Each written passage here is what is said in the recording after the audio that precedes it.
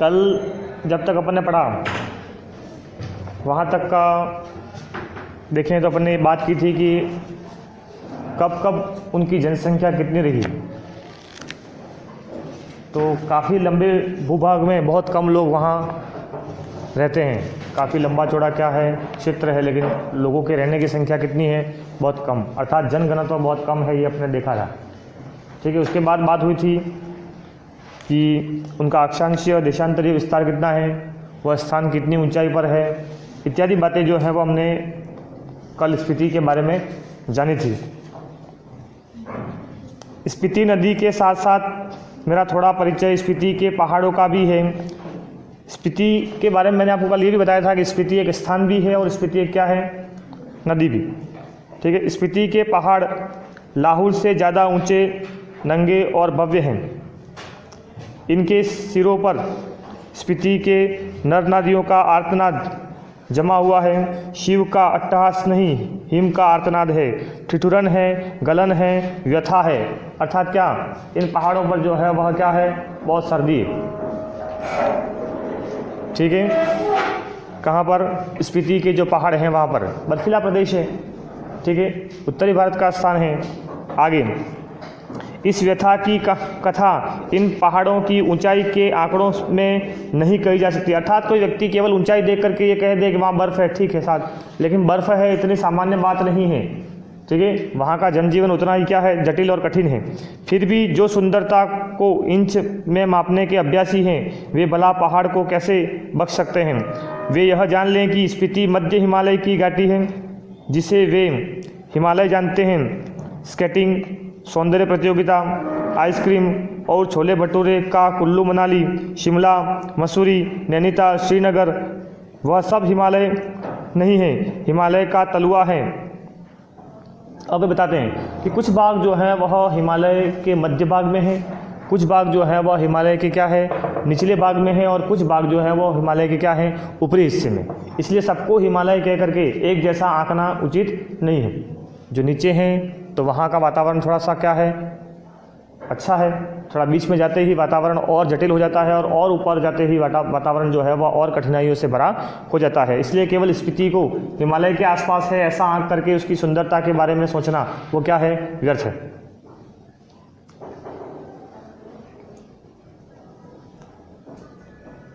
हिमालय का तलुआ है अर्थात निचला हिस्सा है, शिवालिक या पीर पंचाल या ऐसा ही कुछ उसका नाम है। यह तलहटी है, अर्थात क्या, ये जो चीज़ें हैं, ये जो स्थान है वहाँ क्या है, निचले भाग में है, और निचला भाग जिसको कहते हैं हम शिवालिक या पीर पंचाल। पीर पंचाल किसका नाम है, तो पर्वत का नाम है, तो पीर पंचाल या ऐसा ही कुछ नाम है। यह तलहटी है अर्थात निचले का हिस्सा है। रोहतांग जोत के पार मध्य हिमालय है, और उसके बाद जब रोहतांग को पार कर लेते हैं तो कौन सा आ जाता है, मध्य हिमालय। इसमें ही लाहुल स्पीति की घाटियाँ हैं। जो स्थान पहले आपको गिनाया अभी मैंने थोड़ी देर पहले, वो सब क्या है, निचले हिमालय में है, अर्थात क्या, थोड़े से नीचे हैं। और हम जिस स्थान की बात कर रहे हैं वो इन सब स्थानों से भी क्या है, थोड़ा ऊपर है, ऊंचा है। इस वजह से वहाँ ठंड अधिक है, बर्फ़ अधिक है, वातावरण थोड़ा सा और अधिक कठिन है। इसमें ही लाहुल स्पीति की घाटियाँ हैं। इन घाटियों की औसत ऊंचाई नापी गई है। श्री कनिंगम के अनुसार लाहुल की समुद्र की सतह से ऊंचाई 10,535 फीट है। भाई ब्रिटिश शासकों ने जो है वह नापा है, कुछ विदेशी लोगों ने जो है वह इसको नापा है और उन्होंने बताया है। ठीक है, कनिंगम नाम के किसी व्यक्ति ने नापा और उसने बताया है क्या, कि इसकी ऊंचाई जो है वह, लाहुल की ऊंचाई जो है वह समुद्र तल से जो है वह कितनी है, सतह से 10,535 फीट क्या है, वह ऊंचा स्थान है। और स्पीति जो है वह क्या, उससे भी और ऊंचा, अर्थात कितना, 12,986 फीट है। इतना ऊंचा स्थान है वह समुद्र तल से, सतह से, यानी लगभग 13,000 फीट की औसत ऊंचाई पर है क्या, स्पीति। तो स्पीति कितना ऊंचा है ये बताया आपको, अक्षांश और देशांतरीय विस्तार बताया उसने आपको, जो है वह पास की नदियाँ बताई। ठीक है, वहाँ का वातावरण बताया, वहाँ की जनसंख्या बताई, और इसी क्रम में एक एक बात आपको जो है वह उसकी भौगोलिक या राजनीतिक स्वरूप जो भी है उसके बारे में, उसका ऐतिहासिक स्वरूप जो है उसके बारे में आपको एक एक जानकारी प्रदान करता जा रहा है। मध्य हिमालय की जो श्रेणियाँ स्पीति को घेरे हुए हैं, उनमें से जो उत्तर में है उसे 12 लाचार श्रेणियों का विस्तार समझें। अर्थात वे पहाड़ या वे भाग जो स्पीति को चारों ओर से घिरे हुए हैं और जो उस स्पीति के क्या उत्तरी भाग में हैं, ठीक है, उन सब पहाड़ी श्रेणियों को जो है वह क्या कहा जाता है, बारालाचा श्रेणियाँ के नाम से जाना जाता है। बारालाचा दर्रे की ऊंचाई का अनुमान 16,221 फीट से लगा करके 16,500 फीट का लगाया जाता है। ये जो दर्रा है इसकी ऊंचाई की बात करें तो ये और इससे भी अधिक ऊंचा है और वह है लगभग 16 से 17,000 के आसपास। इस पर्वत श्रेणी में 2 चोटियों की ऊंचाई, ये जो स्थान हैं आसपास के जो पर्वत हैं इसमें भी 1-2 चोटियाँ जो है वह कितनी ऊंचाई पर है, तो इस पर्वत श्रेणी में 2 चोटियों की ऊंचाई जो है वह 21,000 फीट से भी क्या है, अधिक है। मतलब पास के जो इलाके हैं उनमें जो पर्वत हैं उन पर्वतों की चोटियों की बात करें तो इनमें 2 चोटियाँ ऐसी हैं जो 21,000 फीट से भी क्या है, अधिक ऊंची है। दक्षिण में जो श्रेणी है वह माने श्रेणी कहलाती है। माने, ठीक है, माने नाम है तो माने श्रेणी कहलाती है। और इसका क्या अर्थ है, कहीं यह बौद्धों के माने मंत्र के नाम पर तो नहीं है, अर्थात बौद्ध धर्म का पूजन का, ठीक है, ईश्वर को याद करने का कोई मंत्र होगा कि ओम मणिपद्मे हुम, ऐसा कोई बीज मंत्र है और इस बीज मंत्र का नाम है क्या, माने, और उसी के नाम पर क्या है, उस पर्वत पहाड़ का क्या नाम रखा है, श्रेणियों का भी नाम कर दिया है। इसका बड़ा महत्व है, इसे संक्षेप में माने कहते हैं, अर्थात ये जो मंत्र है इस मंत्र को संक्षेप में क्या कहते हैं, माने। कहीं इस श्रेणी का नाम इस माने के नाम पर ही तो नहीं है, अर्थात क्या लेखक को ऐसा लगता है कि शायद इस माने के नाम पर, इस मंत्र के जो नाम है माने, इसी के नाम पर इस पर्वत श्रेणी का नाम भी रख दिया गया। अगर नहीं है तो करने जैसा है। यहाँ इन पहाड़ियों में माने का इतना जाप हुआ है कि यह नाम उन श्रेणियों को दे डालना ही सहज है। अर्थात ऐसा कहा जाता है कि विभिन्न धर्मावलंबी जिस प्रकार से जो है वह पहाड़ों में जा कर के तपस्या करते हैं, उसी प्रकार यहाँ भी शायद जो है वह बौद्ध धर्म जो है वह फैला हुआ होगा, या ये मंत्र जो है वह यहाँ के साधु सन्यासियों ने जो है वह क्या किया होगा, यहाँ इन पहाड़ों के बीच इतना जो है बजा होगा कि अब इसका नाम जो है वह निश्चित रूप से माने रख ही देना चाहिए। इम्पीरियल गैजेटियर में माने श्रेणी की ऊंचाई 21,646 फीट बताई गई है। जो राजपत्र जारी हुआ है, इंपीरियल राजपत्र गजट जारी हुआ है, उस गजट के हिसाब से जो है वह क्या है, इसकी ऊंचाई जो है वह कितनी है, 21,646। किसकी ऊंचाई, जिसको हम ये कह रहे हैं कि इसका नाम माने रख देना चाहिए, ठीक है, वो माने पर्वत श्रृंखला जो है वह उसका नाम, उसकी जो ऊंचाई है वह कितनी है, 21,646 फीट। यह तो इस श्रेणी की किसी चोटी की ऊंचाई होगी, पूरी श्रेणी की ऊंचाई तो एक नहीं होगी।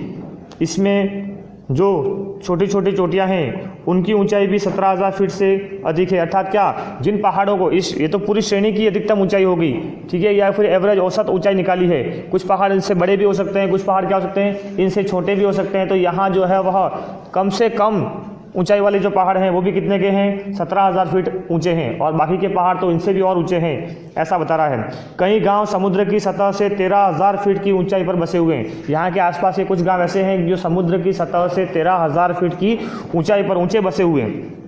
1 या 2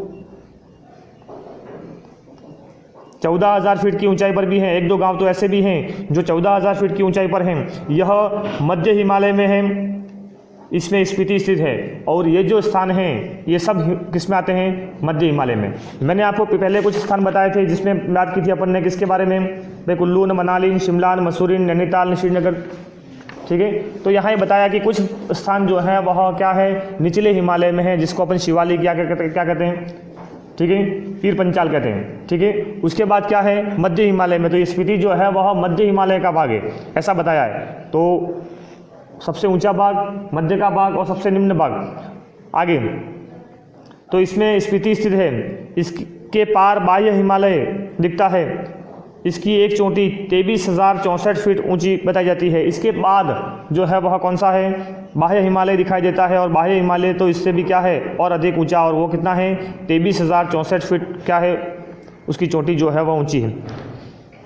इसमें कई चोटियाँ 20,000 फीट से अधिक ऊंची हैं और ये बताया कि वो हिमालय का जो ऊपरी भाग है उसमें बहुत सी चोटियाँ ऐसी भी हैं जो 20,000 फीट से भी क्या है, ऊंची है। मैं ऊंचाई के माप के चक्कर में नहीं हूँ, अर्थात मैं यहाँ ये नहीं बताना चाह रहा हूँ कि किसकी क्या ऊंचाई है, मैं कुछ और बताना चाह रहा हूँ। न इनसे होड़ लगाने के पक्ष में और न ही मैं इन ऊंचाइयों से होड़ लगाने में अर्थात क्या प्रतियोगिता करने के मूड में हूँ, ठीक है।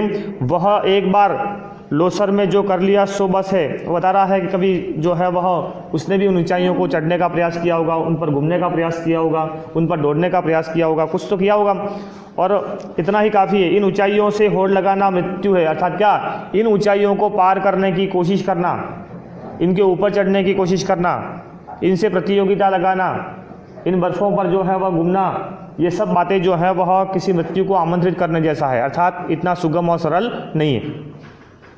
हाँ, कभी कभी उनका मान मर्दन करना मर्द और औरत की शान है। हाँ, कभी कभी अलग बात है, कुछ लोग जो है वह इक्के दुक्के लोग जो है वह उस पर चढ़ जाते हैं और चढ़ करके जो है वह फतह हासिल कर लेते हैं, ये अलग बात है। लेकिन हर कोई व्यक्ति वहाँ जा भी नहीं सकता और ऐसा करना जो है वह किसी मूर्खता से कम नहीं है, क्योंकि मृत्यु को निमंत्रण देने जैसा है।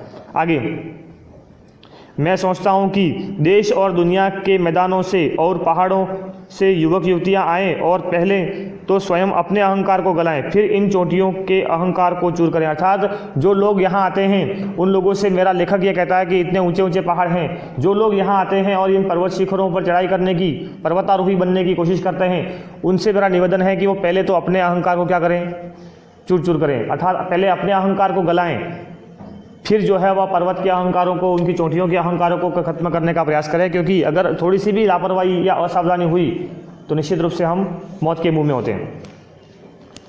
उस आनंद का अनुभव करें जो साहस और कुवत से यौवन में ही प्राप्त होता है। अर्थात क्या, कुछ साहस, कुछ आनंद ऐसे होते हैं जो साहस के बल पर और सामर्थ्य के बल पर जो है वह जवान लोग जो है वह हासिल कर सकते हैं और उनके अंदर ही होता है। अहंकार का ही मामला नहीं है ये माने कि चोटियाँ बूढ़े लामाओं के जाप से उदास हो गई हैं। अर्थात क्या, लामा का मतलब होता है बुद्ध धर्म के जो सन्यासी वगैरह होते हैं, संत वगैरह होते हैं, ठीक है, तो उनको क्या कहा जाता है, लामा। तो ये बताते हैं क्या कि माने की चोटियाँ जो है वह बूढ़े लामाओं के जाप से उदास हो गई हैं, युवक युवतियाँ किलोल करें तो यह भी हर्षित हों। अर्थात क्या, पहले यहाँ साधु सन्यासी ही घूमे हैं, फिरे हैं और उन्होंने यहाँ घूम घूम करके तपस्या की है, मंत्रोच्चार किया है और इस वजह से जो है वह वातावरण आध्यात्मिक बन गया है। अर्थात वहाँ इन युवाओं के लायक कुछ है नहीं, लेकिन अगर ये युवा आते हैं और वहाँ पर किलोल करते हैं, अर्थात क्या, हंसी खुशी मजाक वगैरह करते हैं, क्रीड़ाएँ वगैरह करते हैं, ठीक है, प्रेम क्रीड़ाएँ करते हैं, तो क्या ये स्थान भी क्या होगा, हर्षित हो उठेगा। अर्थात क्या, युवाओं की ज़रूरत है अगर वो आते हैं और इस स्थान को जो है वह क्या अपनी हंसी खुशी से, ठीक है, अपनी प्रेम क्रीड़ाओं से भर देते हैं तो और अच्छी बात है। अभी तो इन पर स्फीति का आर्तनाद जमा हुआ है, वह इस युवा अट्टहास की गर्मी से कुछ तो पिघले, यह एक युवा निमंत्रण है। अर्थात क्या, अभी तो केवल और केवल इसके ऊपर जो है वह वही ठंड है, वही स्फीति का वातावरण है, ठीक है, और कुछ युवा अगर आते हैं और इस वातावरण को पिघलाते हैं, ठीक है, इसको नम बनाने की कोशिश कर सकते हैं, तो उन युवाओं का क्या है, हार्दिक निमंत्रण है। ऐसा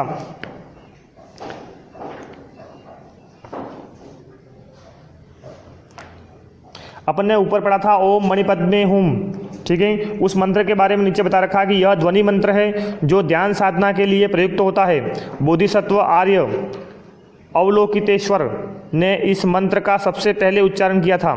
इसके उच्चारण से करुणा की उत्पत्ति होती है, ऐसा इस मंत्र के विषय में कहा जाता है और इस मंत्र को कहते हैं क्या, माने, और उसी के नाम पर शायद लगता है कि उस चोटी का भी नाम होगा क्या, माने, और नहीं है तो होना चाहिए, ऐसा लेखक का मानना है। लाहुल की तरह ही स्पीति में भी दो ही ऋतुएं होती हैं। हमारे यहाँ जैसे सर्दी गर्मी वर्षा होती है, या फिर अपन 6 ऋतुओं के बारे में बात करें, ठीक है, बसंत ग्रीष्म वर्षा शरद हेमंत शिशिर, इस प्रकार से, तो उसी प्रकार से यहाँ पर केवल 2 ही ऋतुएं होती हैं। कहीं मैंने 6 ऋतुओं का बखान किया है, ठीक है, तो कहीं ऐसी स्थितियाँ भी हैं जहाँ 6 ऋतुएं हैं, कहीं 3 ऋतुएं हैं, कहीं 2 ऋतुएं हैं, तो यहाँ ये 2 ऋतुओं वाला स्थान है, वह अभ्यास दोष के कारण है। यहाँ जून से सितंबर तक की एक अल्पकालिक वसंत ऋतु होती है। क्या, जून जुलाई अगस्त और सितंबर, ये 4 महीने थोड़े से ऐसे होते हैं जो बसंत की तरह होते हैं, अर्थात मौसम जो है वह न अधिक ठंडा न अधिक गर्म, इस प्रकार का केवल ये 4 महीने होते हैं। बाकी के मौसम कैसे, तो शेष पूरे 8 महीने जो भी हैं वह क्या होंगे, शेष वर्ष शीत ऋतु होती है, अर्थात बाकी के 8 महीने क्या होती है, ठंड, ऐसा बताया। बसंत में जुलाई में औसत तापमान 15 डिग्री सेंटीग्रेड और शीत में जनवरी में औसत तापमान 8 डिग्री रिकॉर्ड किया गया है। तापमान कितना है वहाँ पर? 15 डिग्री अधिकतम और कम से कम कितना? 8 डिग्री। ठीक है, तो जो है वह सामान्यतः जो है शीत के मौसम में 8 डिग्री, और जो है वह जिसको अपन जुलाई अगस्त की बात कर रहे हैं उसमें जो है वह 15 डिग्री के आसपास वहाँ का क्या है? तापमान है। और इतने कम तापमान में भी वहाँ के लोग क्या करते हैं? रहते हैं। तो कैसे रहते होंगे ये सोचने वाला विषय है। औसत से कुछ अंदाज नहीं लगता। बसंत में दिन गर्म होता है, रात ठंडी होती है। शीत में क्या होता है इसकी कल्पना ही की जा सकती है। भाई बसंत में तो क्या है, थोड़ा बहुत और भी ठंडक या गर्मी जो है वह उसमें उतार चढ़ाव देखने को मिलता है। लेकिन आप इसको देख लीजिए कि मैंने औसत तापमान 8 डिग्री बताया है, मतलब कभी उससे नीचे भी जाता होगा। जब उससे नीचे जाता होगा तब शीत में क्या हालात होते होंगे, वहाँ के ठंड में क्या हालात होंगे, उसकी कल्पना कीजिए आप। तो इसकी कल्पना ही की जा सकती है, कभी रह कर देखा जा सकता है। स्पीति में बसंत लाहुल से भी कम दिनों का होता है। ये तो लाहुल में जो है वह तो 3-4 महीने का है, और ये बता रहा है कि लाहुल से भी कम अर्थात इन 4 महीनों से भी कम समय के लिए स्पीति में जो है वह क्या होता है? बसंत होता है। बसंत में भी यहाँ फूल नहीं खिलते, न हरियाली आती है, न वह गंध होती है। अर्थात बसंत केवल वहाँ मौसम के अनुसार कहा जाता है, वहाँ कोई हरियाली वगैरह होती नहीं है। बसंत क्यों कहते हैं? बसंत में जो है वह फूल खिलेंगे जैसे अपने यहाँ खिलते हैं, ठीक है, या मधुर हवाएं चलेंगी, हवाओं के साथ सुगंध होगी, ठीक है, ऐसा कुछ होने वाला नहीं है। वहाँ बसंत का मतलब क्या है? तो ये बता रहा है क्या कि वहाँ बसंत का मतलब केवल थोड़ा सा तापमान में थोड़ा सा क्या है? अंतर है, इतना ही। बाकी किसी प्रकार की कोई हरियाली वगैरह या प्राकृतिक कोई परिवर्तन होता नहीं है विशेष। दिसंबर से घाटी में फिर बर्फ़ पड़ने लगती है, अप्रैल मई तक रहती है। यहाँ ठंडक भी लाहुल से ज़्यादा पड़ती है। वह बताता है बार बार हर जगह ये बता रहा है कि हर बात में लाहुल जो है वो इससे थोड़ा सा क्या है? अच्छा है। यहाँ के हालात तो लाहुल से भी क्या हैं? खराब हालात हैं, ऐसा बता रहा है वो। और यहाँ की ठंडक लाहुल से भी ज़्यादा पड़ती है। नदी नाले सब जम जाते हैं। क्या? नदियाँ नाले जो हैं उसमें जो पानी बहता हुआ पानी वो भी क्या हो जाता है? जम जाता है, बर्फ़ हो जाता है वहाँ पर। और हवाएं तेज चलती हैं, मुँह हाथ और जो खुले अंग हैं उनमें जैसे शूल की तरह चुभती हैं। अगर शरीर का कोई भी अंग, मतलब हम अधिकांश कपड़े पहनते हैं, उसके बाद भी कई बार जो है पाँव का भाग कोई खुला रह गया या फिर हाथों का कोई भाग खुला रह गया, मुंह खुला रह गया, तो उस जगह पर जब वो हवाएं स्पर्श करती है तो ऐसा लगता है मानो वह शूल की तरह अर्थात कि तीरों की तरह क्या कर रही है? चुभ रही है। स्पीति में लाहुल से भी कम वर्षा होती है। स्पीति में वर्षा जो है वह लाहुल से भी क्या है? कम होती है। मध्य हिमालय मानसून की पहुँच के परे है, अर्थात क्या वहाँ पर मानसून की पहुँच नहीं है, अर्थात क्या वहाँ बारिश थोड़ी सी कम होती है। यहाँ बरखा बहार नहीं है। कालिदास को अपने ऋतु संहार में यहाँ वर्षा का तो संहार ही करना पड़ेगा। कालिदास में वर्षा का क्या ठाठ है? यह वर्षा वर्णन इस प्रकार शुरू होता है, अर्थात कोई ग्रंथ भी लिखे ऋतु संहार जैसा तो उसमें भी यहाँ के बारे में वर्षा का वर्णन नहीं किया जा सकता। तो बताते हैं, प्रिय जल की फुहारों से भरे बादलों के मतवाले हाथी पर चढ़ा हुआ, चमकती हुई बिजलियों की झंडियों को फहराता हुआ और बादलों की गरज के नगाड़े बजाता हुआ, यह कामी जनों का प्रिय पावस राजाओं का सा ठाट बाट बनाकर आ पहुँचा है। अर्थात जिस वर्षा की जो है वह लेखक और कवि जो है वह बड़ा चढ़ा करके वर्णन करते हैं, ऐसी वर्षा ऋतु की बात यहाँ पर कहीं है ही नहीं, अर्थात बहुत कम मात्रा में ऐसी होती है।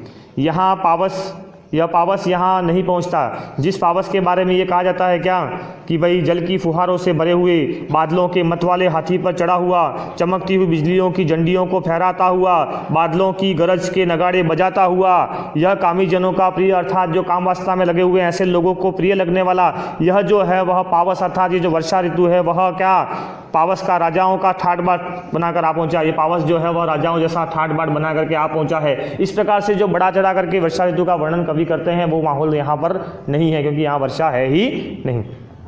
यह पावस यहाँ नहीं पहुँचता। कालिदास की वर्षा की शोभा विंध्याचल में है, अर्थात जो वर्षा की शोभा की बातें की गई होंगी लेखक कवियों के द्वारा वो केवल विंध्याचल तक हैं। हिमाचल की इन मध्य की घाटियों में नहीं, अर्थात क्या ऊपर आते ही हिमालय की इन मध्य घाटियों में इसका कोई स्थान नहीं है। मैं नहीं जानता कि इसका लालित्य लाहुल स्पीति के नर नारी समझ भी पाएंगे या नहीं। वर्षा उनके संवेदन का अंग नहीं है। वह यह जानते नहीं कि बरसात में नदियाँ बहती हैं, बादल बरसते हैं, मस्त हाथी चिंगारते हैं, जंगल हरे भरे हो जाते हैं, अपने प्यारों से बिछुड़ी हुई स्त्रियां रोती कलपती हैं, मोर नाचते हैं और बंदर चुप मारकर गुफाओं में जा चुकते हैं। अर्थात अगर कोई व्यक्ति इनके ये कहे कि भाई बारिश में ऐसा होता है, तो ये बातें जो है वह लाहौल स्पीति के लोग नहीं जानते। क्यों नहीं जानते हैं? क्योंकि वहाँ बारिश होती ही नहीं है। तो ऐसा बताया गया है। तो बारिश होती ही नहीं है, इसलिए सारे नज़ारे जो हम वर्णन में कहते हैं कि भाई बरसात में जो है वह नदियाँ बहती हैं, बरसात में जो है वह क्या होते हैं, बादल बरसते हैं, मस्त हाथी जो है वह क्या करते हैं, चिंगारते हैं, जंगल हरे भरे हो जाते हैं, ठीक है। अपने प्यारों की बिछुड़ी अर्थात किसी से बिछुड़ी हुई औरतें जो हैं वह क्या करती हैं, रोती हैं, कलपती हैं विरह वेदना में, मोर नाचते हैं और क्या, बंदर चुप मार करके अर्थात बंदर भी जो है वह चुपचाप होकर के कहाँ जा करके छिप जाते हैं, कहाँ, गुफाओं में। ये सब बारिश का वर्णन है। और ऐसा वर्णन अगर अपन लाहौल स्पीति के लोगों को बताएं तो वे लोग इस बात को समझ नहीं पाएंगे, क्योंकि वहाँ क्या नहीं है, बारिश ही नहीं है। आगे अगर कालिदास यहाँ आकर कहें कि अपने बहुत से सुंदर गुणों से सुहानी लगने वाली स्त्रियों का जी खिलाने वाली, पेड़ों की टहनियों और बेलों की सच्ची सखी तथा सभी प्राण जीवों का प्राण बनी हुई वर्षा ऋतु आपके मन की सब साधे पूरी करें, तो शायद स्पीति के नर नारी यही पूछेंगे कि यह देवता कौन है, कहाँ रहता है, यहाँ क्यों नहीं आता। अगर कोई व्यक्ति यूँ कहे कि भाई बारिश हो और बारिश हो उसके बाद तुम्हारे यहाँ का वातावरण बदले, तुम्हारे यहाँ हरियाली हो, तुम्हारे यहाँ के लोग खुश हो जाएं, नदी नाले बहने लगे, ठीक है, चारों तरफ हरियाली व्याप्त हो जाए, ठीक है, इस प्रकार की बातें अगर कोई व्यक्ति आकर के लाहौल स्पीति के लोगों से करे तो भी उनको वो वर्षा समझ में आएगी नहीं, क्या वर्षा है। और वे लोग सामने से यही पूछेंगे ये कौन है, ये वर्षा क्या है, ठीक है, बारिश क्या होती है, ये कोई देवता है क्या, जो देवता है तो हमारे ऊपर कृपा क्यों नहीं करता है, यहाँ क्यों नहीं आता। इस प्रकार के प्रश्न करेंगे। इतना वहाँ के लोग जो है वह इस वर्षा ऋतु से क्या है, अनजान। स्पीति में कभी कभी बारिश होती है। वर्षा ऋतु यहाँ मन की साध पूरी नहीं करती, धरती सूखी ठंडी और बंजर रहती है। अर्थात बारिश होते ही अपने यहाँ पर थोड़ा परिवर्तन होता है, ठीक है, धरातल में जो है वह एक हरियाली छाने लगती है, मौसम में थोड़ा परिवर्तन होता है। तो इस प्रकार से काफ़ी कुछ अंतर अपने को देखने को मिलते हैं, नदी नाले बहने लगते हैं, लेकिन वैसे कुछ परिवर्तन वहाँ बड़ी मात्रा में देखने को नहीं मिलते। स्पीति में साल में एक फसल होती है। मुख्य फसलें हैं 2 किस्म का, जौ गेहूँ मटर और सरसों। तो स्पीति में जो है वह एक ही फसल होती है। मुख्य फसलें हैं कौन कौन सी, 2 किस्म की हैं, एक तो क्या है, जौ गेहूँ और क्या, मटर और सरसों। इनमें भी जो मुख्य हैं अर्थात वहाँ के लोगों के लिए जो मुख्य फसल है वो कौन सी है, जौ। सिंचाई का साधन पहाड़ों से आ रहे नाले हैं या उन पर बनाए कुल हैं। ये नालियाँ पहाड़ों के किनारे किनारे बहुत दूर तक जाती हैं। स्पीति नदी का तट इतना चौड़ा है कि इसका पानी किसी काम में नहीं आ पाता। स्पीति में ऐसी भूमि बहुत है जो खेती के लायक बनाई जा सकती है, शर्त इतनी है कि इसके लिए स्पीति में जल उलीचा जाए या फिर पानी का कोई और स्रोत पहुंचाया जाए। अर्थात वहाँ के भूभाग जो है वह ऐसे हैं, पानी भी है, लेकिन पानी जो है वह कुछ इस तरह से वो बर्फ़ के पिघलने के बाद आता होगा या थोड़ा सा बिल्कुल क्या ज़मीन से चिपका हुआ सतह से चलता होगा, तो उसका उपयोग कर पाएँ या ले पाएँ ऐसा स्थिति में नहीं है। तो क्या अगर वहाँ कुछ ज़मीन भी ऐसी है कि अगर उस ज़मीन को जो है वह खेती के लायक बनाना चाहें तो बनाया जा सकता है, वहाँ खेती और अधिक की जा सकती है, वहाँ कुछ उगाया जा सकता है, ठीक है, वहाँ हरियाली की जा सकती है, लेकिन जो जल स्रोत है वह पर्याप्त नहीं है और इस वजह से वहाँ वैसा अब किसी तरह से जो है वह कोई नए स्रोत बन पाए जाएँ और किसी तरह जो है वह पानी का कोई और स्रोत वहाँ पहुँचाया जाए तो ये सब संभव है। स्पीति में कोई फल नहीं होता, मटर और सरसों को छोड़कर कोई सब्जी नहीं होती। वहाँ के लोग क्या खाते हैं, मटर और सरसों, इसके अलावा कोई सब्जी नहीं है, कोई फल वहाँ पर मिलता नहीं। मटर और सरसों को छोड़कर कोई सब्जी नहीं है। शायद ऊंचाई, वायुमंडल के दबाव में कमी, ठंड की अधिकता, वर्षा की कमी वगैरह के कारण यहाँ पेड़ नहीं होते और वहाँ पर कोई ज़्यादा वनस्पति भी नहीं है। मैंने आपको पाठ प्रारंभ हुआ उसी समय ये कहा था कि रेगिस्तान का मतलब हम सामान्य तौर से ये लगाते हैं कि वह स्थान जहाँ पर क्या है, रेत, वह स्थान जहाँ पर क्या है अत्यधिक गर्मी, वह स्थान जहाँ पर क्या नहीं है पानी नहीं है, ऐसा अपनी सोच है। समझ में आई बात? रेगिस्तान। लेकिन बहुत से ऐसे स्थान भी है जहाँ केवल और केवल क्या है बर्फ है, और बर्फ की वजह से क्या है वहाँ पर क्या वहाँ कुछ उगता या पैदा नहीं होता है, तो एक तरह से वह भी अपने आप में क्या है रेगिस्तान ही कहलाएगा। समझ में आ रही बात? ऐसा। तो ऊंचाई अधिक है, वायुमंडल का दबाव के कारण देखा जाए तो भी, या ठंड की अधिकता के कारण देखा जाए तो भी, या वर्षा की कमी के कारण, कोई भी कारण रहे हो वहाँ पर पेड़ नहीं है। इसलिए स्पीति विशेषकर नंगी और वीरान है, अर्थात क्या वे सब घाटियाँ वे पर्वत जो है वह स्थान जो है वह क्या है एकदम नंगे और वीरान है, अर्थात वहाँ पर वनस्पति नाम की कोई चीज़ नहीं है, अर्थात क्या किसी तरह की ज़्यादा अधिकांश मात्रा में पेड़ पौधे वहाँ पर देखने को नहीं मिलते। वर्षा यहाँ एक घटना है, एक सुखद संयोग है, अर्थात वर्षा बने वहाँ तक होती ही नहीं है, और कभी होती है तो वो वहाँ के लोगों के लिए क्या है एक सुखद क्या है घटना मात्र है। ठीक है, सुखद संयोग है, कभी कभार कभी हो जाए तो। हम काजा के डाक बंगले में सो रहे थे तो लगा कि कोई खिड़की खड़का रहा है। आधी रात का भी पिछला पहर है, इस समय कौन है? अब रात के समय ये कहीं सो रहे हैं और उनको लगा कि भाई खिड़की जो है वह क्या हो रही है बज रही है, मतलब कोई जो है वह खटका रहा है, तो सोचा उन्होंने कि आधी रात का है समय है। ठीक है, और ऐसे समय में कौन हो सकता है? लैंप की लो तेज की खिड़की का एक पल्ला खुला तो तेज हवा का झोंका मुंह और हाथ को जैसे छिलने लगा। जैसे ही उन्होंने खिड़की खोल करके देखने की कोशिश की तो वहाँ तो ठंडी हवाएं हैं रात के समय। ठीक है, तो ठंडी हवा जैसे ही अंदर आई तो उनको ये लगने लगा क्या कि मानो ये हवा तो अब क्या करेगी हमारे बदन को छील डालेगी, ऐसा। तो ऐसी चुभने लगी। मैंने पल्ला बिड़ा दिया, अर्थात क्या जो थोड़ा बहुत भाग खिड़की का खुला था वो वापस क्या कर दिया पल्ला बिड़ा दिया, मतलब क्या कर दिया वो किवाड़ खिड़की का जो था वो क्या कर दिया बंद कर दिया। उसकी आड़ से देखने लगा और क्या, और उसके बिल्कुल आड़ में ही देखने लगा। देखा कि बारिश हो रही थी, जिस बारिश के बारे में वह सोच रहा था कि यहाँ होती नहीं है, कम होती है, नहीं के बराबर होती है। ठीक है, वही बारिश है जहाँ स्पीति में लोगों को भी बहुत कम देखने को मिलती है। वह स्पीति की यात्रा के दौरान किसको देखने मिल गई? लेखक को। आई बात समझ में? जो स्पीति में यदा कदा देखने को मिलती है वह दृश्य जो स्पीति में कभी कभार बनता है या नहीं के बराबर बनता है, ऐसा दृश्य देखने को मिल गया। मैं उसे देख नहीं रहा था, सुन रहा था। अंधेरा, ठंड और हवा का झोंका आ रहा था, जैसे बर्फ का अंश लिए तुषार जैसी बूंदें पड़ रही थी, बर्फ की जैसी। वो बारिश भी ऐसी लग रही थी कि जहाँ पर भी एक आध बूंद अगर गिरे तो मानो किसी ने बर्फ गिरा दिया हो ऊपर। इस प्रकार से इतनी ठंडी मात्रा में जो है वह बूंदे जो है वह पड़ रही थी, जैसे नगाड़े पर थाप पड़ रही थी अथवा कोई नगाड़ा बजा रहा हो उस प्रकार की ध्वनि हो रही थी। दूंगछेन को हवा बजा रही थी, जिस प्रकार अपन शंख पर फूंक मार करके बजाते हैं उसी प्रकार का वाद्य यंत्र है क्या दूंगछेन, वह उत्तरी भारत का। तो ऐसा लग रहा था मानो उसको जो है वह हवा जो है वह बजा रही है। महाशंख की ध्वनि घाटी में तैर रही थी। स्पीति की घाटी में वर्षा हो रही थी, अर्थात क्या आज जो है वह स्पीति की घाटी में जो है क्या बारिश हो रही थी। कमरे में ठंड बढ़ रही थी। मैं बिस्तर में पड़ा मालूम नहीं कब सो गया। सुबह उठा, चाय पीते पीते सुना कि स्पीति के लोग कह रहे हैं कि हमारी यात्रा शुभ है। अब स्पीति के लोग जो हैं वह इन लोगों से कह रहे हैं कि आप लोगों का जो कदम है वो क्या है अच्छा है, आप लोग आए।